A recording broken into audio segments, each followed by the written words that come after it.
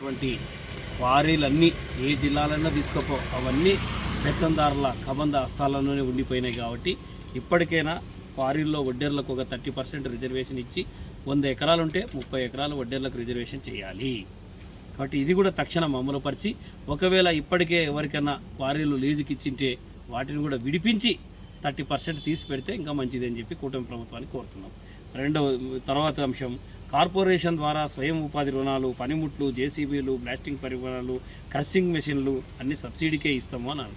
కాబట్టి వడ్డేర కార్పొరేషన్కు త్వరలోనే చైర్మన్ని, పాలక మండలిని ఏర్పాటు చేసి సుమారుగా ఒక 500 కోట్ల బడ్జెట్ను కేటాయించి స్వయం ఉపాధి రుణాలు ఇవ్వాలి. జేసీబీలు, ప్లాస్టింగ్ పరికరాలు ఇటువంటి ఎప్పుడు నిరంతరం పనికొచ్చేటువంటివే కాబట్టి వృత్తికి సంబంధించినటువంటివన్నీ సబ్సిడీ కింద ఇస్తామన్నారు. అది కూడా త్వరలో అమలు పరచాలని చెప్పి కోరుతున్నాం. ఇంకా ముఖ్యంగా లాస్ట్ ఒకటి చెప్పారు. ఏమని చెప్పారంటే వడ్డే ఓబన్న జయంతిని అధికారికంగా నిర్వహణ.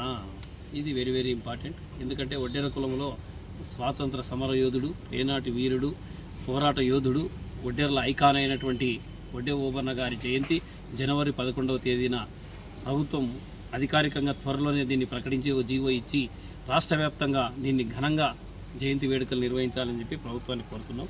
ఇది టీడీపీ, జనసేన ఇచ్చినటువంటి బీటీసీ డిక్లరేషన్ వడ్డేర్ల కోసం అని చెప్పి చెప్పారు. 60 రోజులు అవుతుంది. ఇంకా కొద్ది రోజులు వెయిట్ చేద్దాం.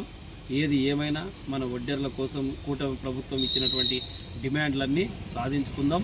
మన డిమాండ్ల సాధన కోసం కృషి చేసినటువంటి పార్టీలకు మనం కూడా మద్దతు తెలుపుదామని చెప్పి తెలియజేస్తున్నాం. నా పేరు బత్తుల లక్ష్మీకాంతయ్య, జాతీయ వడ్డేర సంఘం ఏపీ రాష్ట్ర అధ్యక్షులు.